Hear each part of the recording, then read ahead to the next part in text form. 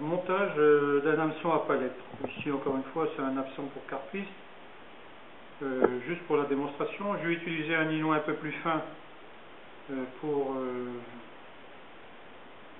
des questions de facilité d'emploi. Ici c'est un montage que je connais depuis l'enfance. À l'époque c'était dit que c'était le montage anglais, j'en sais rien. Mais en fait c'est un nœud de montage assez subtil. Comme vous le voyez, je fais une boucle qui va dans le même sens que la courbure de l'hameçon. Et ensuite j'en serre avec le pouce et l'index d'une main la hampe de l'hameçon et la boucle de nylon. Ensuite je vais tourner autour de la hampe en tournant cette boucle autour de la hampe de l'hameçon un certain nombre de fois. En théorie, 5 tours suffisent, on en fait 6 un minimum par question de sécurité, mais en fait en mer, je préfère faire des multiples de 3, 9, 12, pour des questions, plus pour me rassurer que vraiment pour la solidité de l'hameçon. Donc ici je vais en faire 9 tours uniquement pour pas être trop long. Donc le premier tour est le plus délicat à faire parce qu'il faut à la fois utiliser la sensibilité de l'index et du pouce pour vraiment sentir que le fil vient bien se loger contre la hampe sans exagérer, sinon il n'y a plus de tour puisque le fil va s'échapper de vos doigts ou de la hampe. Une fois que ce premier tour délicat entre guillemets est exécuté, on peut y aller plus franchement en faisant un deuxième tour et en le rapprochant du premier grâce à la sensibilité du pouce et de l'index. Ici on a 3 tours, 4 tours, 5 tours, 6 tours,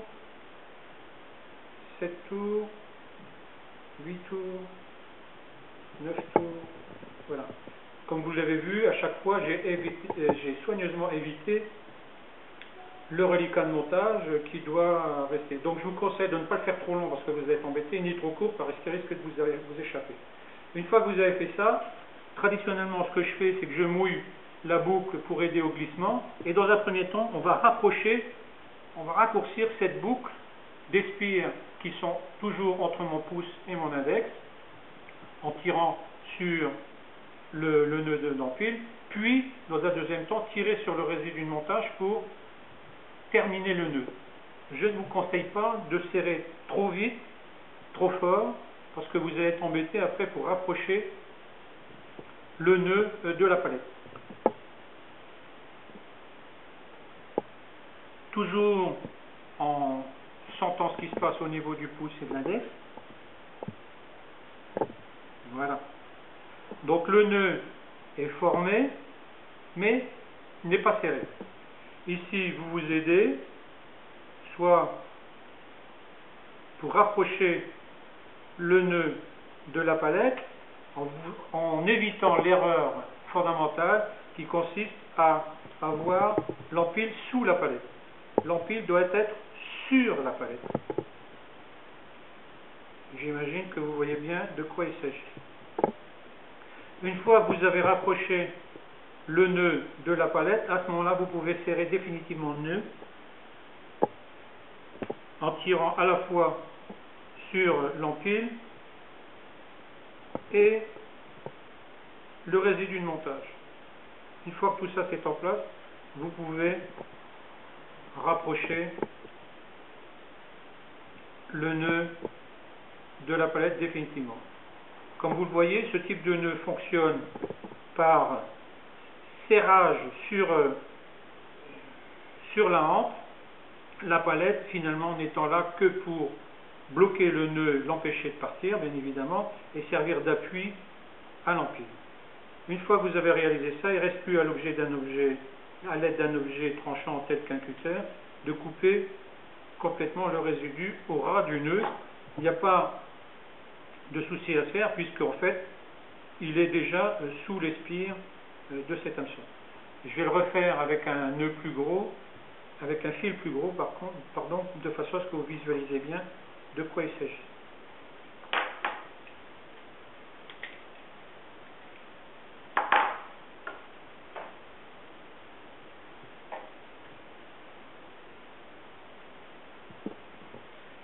Donc je remontre, on place d'abord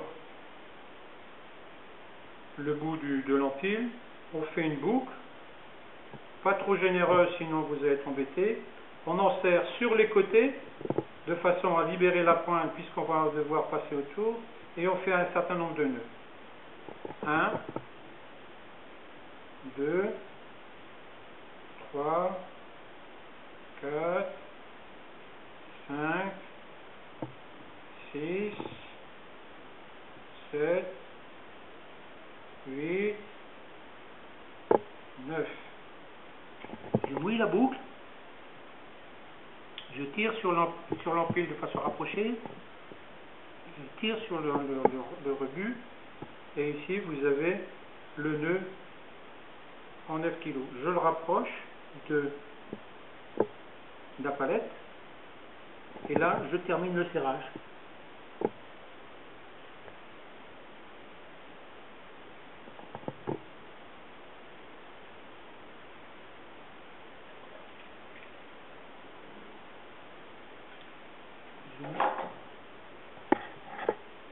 Voilà.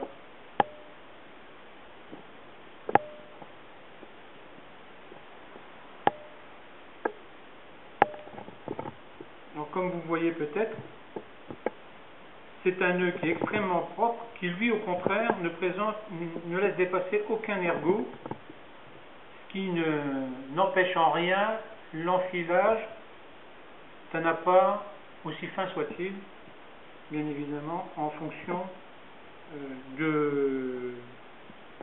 des diamètres et des tailles imposées. C'est un nœud que j'utilise très volontiers avec ce type d'hameçon pour pêcher la dorade par exemple, qui ont l'avantage ici en plus, vous le verrez difficilement, mais vous me croirez sur parole, il y a ici au centre de la palette une encoche dans l'hameçon qui favorise la tenue et qui va empêcher le nœud de tourner autour de la hampe de l'hameçon. En plus, autre subtilité, c'est que le haut de la hampe de l'hameçon à l'approche de la palette est évasé et la conicité vient resserrer d'autant le nœud en question. D'une manière générale, que l'hameçon soit à palette ou à œillet, on peut toujours utiliser sur les hameçons à œillet le montage d'hameçon que je viens vous décrire. Par exemple, sur ce montage pour congre, c'est ce que j'ai utilisé. À la différence près par rapport au montage précédent sur les Aberdeen, c'est qu'ici, comme vous le voyez, on passe l'empile au-dessus de l'œillet qui fait office de palette en fait. On peut aussi choisir de ne pas passer dans l'œillet. À ce moment-là, c'est le méplat constitué par l'œillet qui va faire office de palette.